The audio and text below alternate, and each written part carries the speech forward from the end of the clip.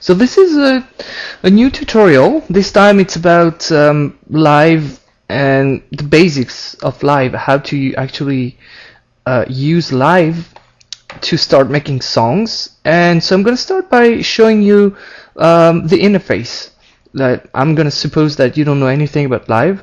So this is Live 7, and here you have the workspace where basically everything here, all those buttons, they allow you to access to your, like, how do you call that, plugins and effects? Yeah, like your effects, your instruments, your MIDI effect, audio effects, you know, like delay, like EQ, etc., that are built in Live. And here, this one is plugin.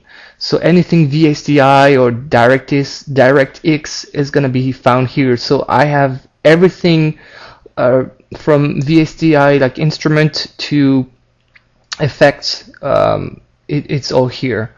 So when you start up Live, basically this one is empty. Everything is here because this is what is Live devices, right? That's what's built in.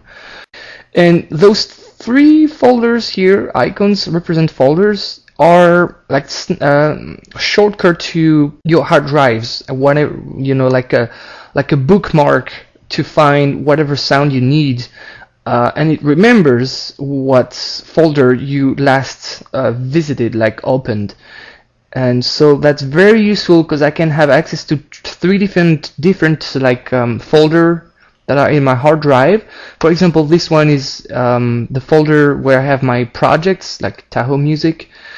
I always have it open, for example, so I can find my songs and stuff, samples that from a song. This one is like the folder, like the main hard drive where I have all my sounds, so I can access to like samples that I like, scoring tools and stuff. And everything is like, it's kind of like the, yeah, I'm in the root of it. And this one is it's still in the same hard drive, but it's open. It's, like I said, it's like a bookmark, and it's already open to this one library that I really love. It's called Vengeance House 1 and 2. I use those a lot. So it's, every time I go back to one of those bookmarks, it goes directly where I was. It remembers where it is. So that's very, very useful. So that was about this window.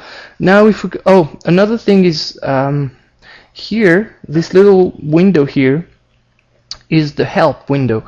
So every time you go somewhere, you can see in this window down there, it tells you what it is. So that's another super cool feature in Live, because when you start, you don't remember everything the first time. So you here you have, you know, a very good help. And as usual with Live, this one arrow here closes and opens the related window. So this one here too, right? It's gonna open and close this one. And this one window here, I can do the same, open and close with this one button here. The only one that I can't close, obviously, is the, you know, this big window that contains all the tracks, right? That's where you build your project. So let's do that. Let's start putting a loop in this track. This is an audio track that I can select, for example. Here you have the volume. Here you have your left and right panning. Here you have your on-off solo, and this button here is to record. If you have like a, you know, if you want to record an external source sound. Let's start dragging. I can preview all my sounds here by just, you know, clicking on them, which is another super cool feature. Let's say, okay, I like this one. I'm gonna drag it here. And what happens is it creates like a pattern in my audio track, and I can also see here, you see, I can see the sample. I have all the, you know, the waveform, and I have like all kind of like information about the sample. I can, I can transpose it, I can change the volume and stuff. So let's play it. Like to play a track, to play a pattern, you just have to click on it. You click here. You click on a little play button, and to stop it, you stop it here, in this one here. I play, and I can see here, you see, the loop, the length of the loop. It's 8 bars here in this case, and I can follow here what's going on. And a super cool feature with Live is that, look, if here's the tempo, it time stretch the loop in real time. So every time I have a loop, those loops are originally like 128 BPM. If I listen to another one, my project is like now 90 BPM, for example. If I click on another one to preview it, it adapts automatically to the tempo. Well, here actually it interprets, the interpretation was kind of like strange. Let's say 120. Here we go. Let's say I want this loop. All I have to do to add it is like drag and drop it to an empty space, and I have it here. And once again, I play. I hit play, and here we go. I have all the details. Same thing about the loop. I can transpose it, like I said.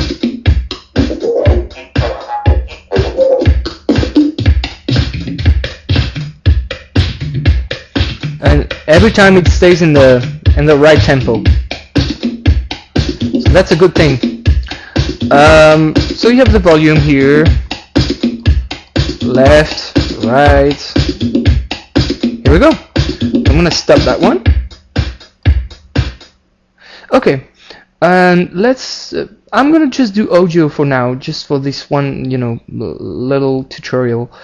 And let's add like this one has basses. Okay, well, those are not loops. I think I have one here, Vengeance, loops, house beats, let's see.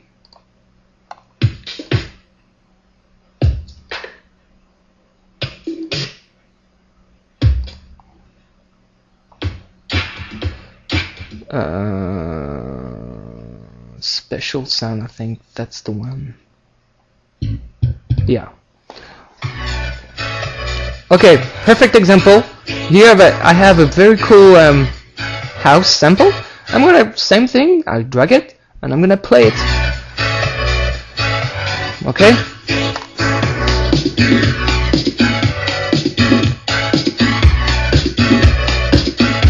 Alright, so we pretty much have a song already.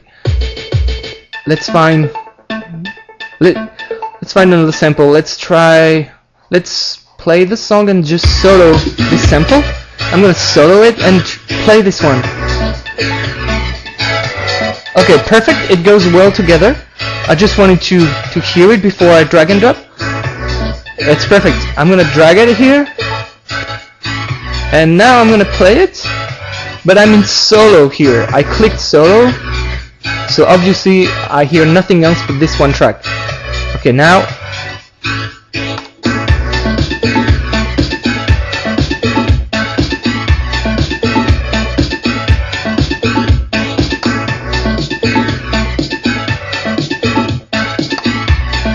Alright, I can stop the whole thing by clicking here, stop and play, right, and record. We're gonna see that later.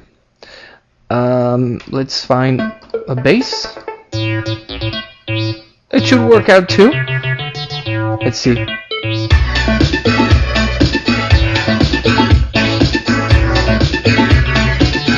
It's a bit off. Let's find another one. Let's see this one.